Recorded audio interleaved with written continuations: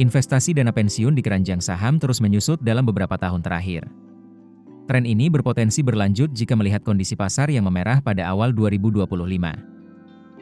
Mengutip data Otoritas Jasa Keuangan, investasi saham di semua jenis dapen kompak tergerus setidaknya dalam 5 tahun terakhir. Contohnya penempatan dana di instrumen saham oleh dapen pemberi kerja yang menjalankan program pensiun manfaat pasti mengalami penurunan dari Rp20,7 triliun di Desember 2020 menjadi Rp15,9 triliun di akhir 2024. Kondisi serupa terjadi di dapen pemberi kerja yang menjalankan program pensiun iuran pasti yang mengalami penurunan investasi saham sebesar 20,6% menjadi Rp6,3 triliun. Begitu juga dengan investasi saham di dapen lembaga keuangan juga turun Rp1,2 triliun dalam tempo 5 tahun. Staf ahli Asosiasi Dana Pensiun Indonesia, Bambang Sri Mulyadi bilang, penurunan investasi saham tak lepas dari strategi pengelola dapen untuk mengurangi risiko akibat volatilitas harga saham yang terjadi. Selain itu, nilai pasar atas investasi saham juga ikut turun mengikuti kondisi pasar.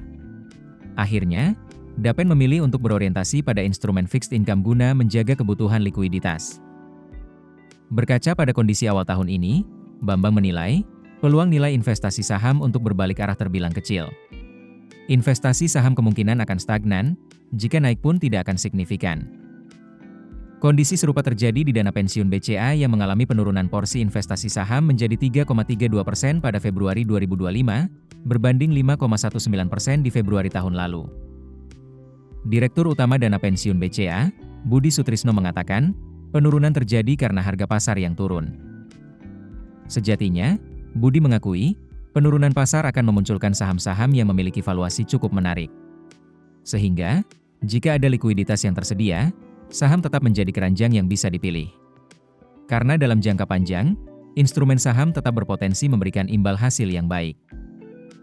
Dapen BCA sendiri, kata Budi, tetap mempertahankan investasi saham sebagai bagian dari strategi multi-investasi agar tetap lincah merespons dinamika pasar. Jika ada perbaikan kondisi ekonomi dan sentimen pasar, maka alokasi saham bisa saja ditingkatkan. Namun jika volatilitas masih tinggi, pihaknya tetap berhati-hati dalam meningkatkan eksposur ke saham.